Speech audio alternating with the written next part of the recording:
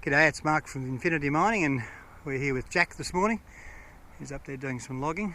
This is an old trench that's gone through here, so we're doing some mapping again at Victor Well. It's the first time we've been here to do some mapping and sampling. As you can see, there's a massive big quartz all the way through there. So that's a sample bag there.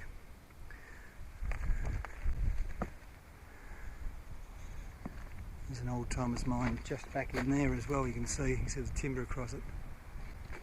And there's another one just in there. So they've messed this up a fair bit.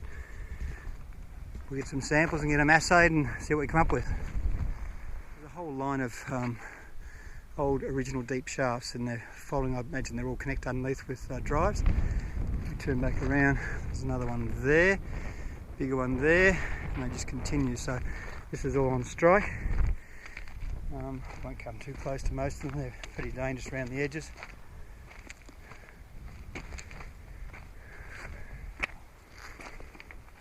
It's only a small one, but you can see there's a bit of a drive goes off that way and one goes back in there. So it's just all in a straight line. They're pretty impressive. If you think of what the old timers had to do. You can't see much down there because there's no lights on, but as such.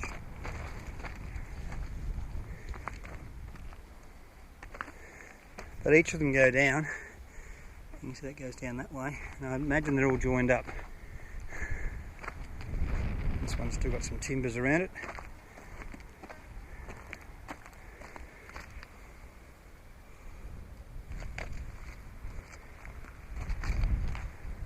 Of course they're falling a bit now over the years. It's been over 100 years probably. There's another one there and they continue through the bushes, so it's really interesting.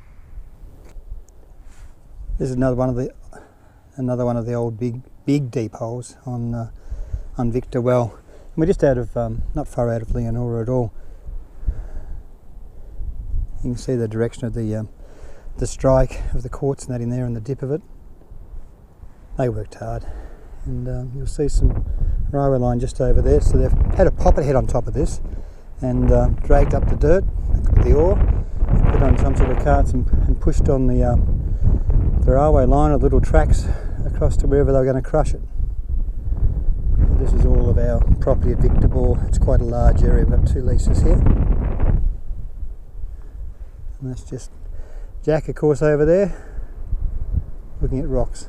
You can see there's little quartz veins that run through here. Stringers. This is a bit of a hole here the old timers have dug, so we're going to sample these ones here and the bag there and the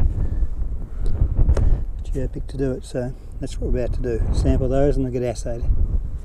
Just moved a bit further along. You see part of an old loading ramp. They've built up all the quartz rocks here, but the other side's very impressive.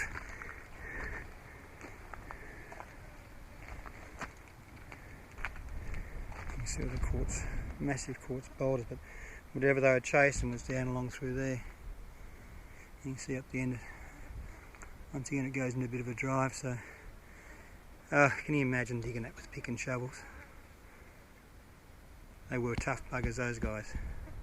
So we're back in the yard, and Jack and I are out this morning doing the sampling of Victor Well, and these are some of the sample bags. We've done a fair few already, but we're putting them through the little mini crusher. And then we're going to XRF them, so we'll show you the whole process again. The mini crusher brings it down really fine, so it's perfect for the job.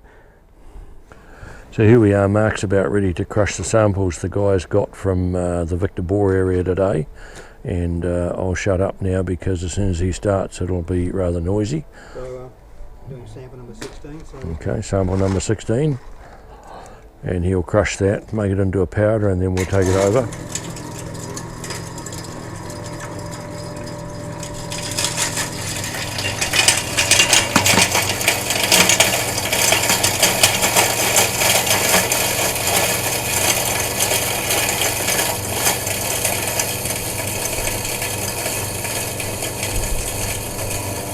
As you can hear, it's quieting right down, and look at that, it's nowhere near as fine as the soil samples, but for what we're doing it's ideal.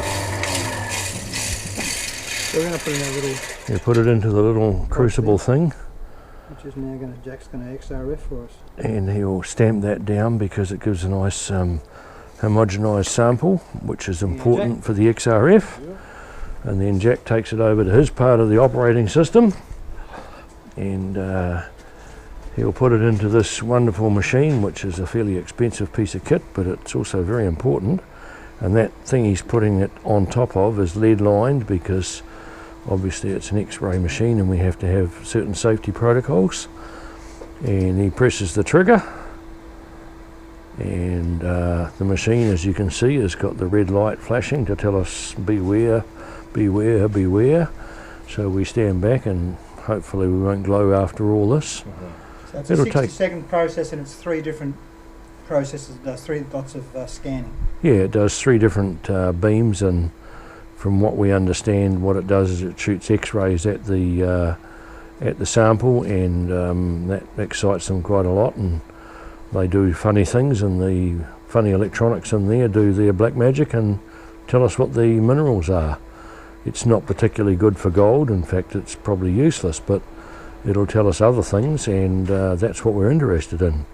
And previous samples from this area, Jack's just told me, is some anomalies of, what was it, Jack? Vanadium. There's elevations in arsenic as well, and some other nice ones. Arsenic, vanadium, and I think you said chrome? Yeah. Yeah, right. So we know that fuchsite was a bit of interest out in that area back in the early 80s, and that's a chrome-based thing. So there we go, the machine stopped its flashing, and if I can just bring that over there, you'll see some of the numbers, and it'll tell us, and we can scroll through, and it just gives you all these numbers, which the elements are there, and then those ones don't count because it couldn't read them.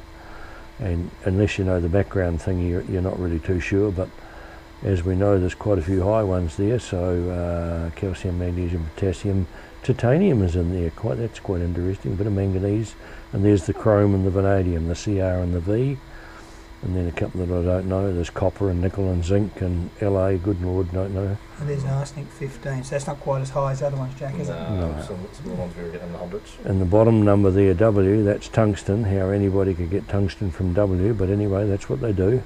And then molybdenum and lead.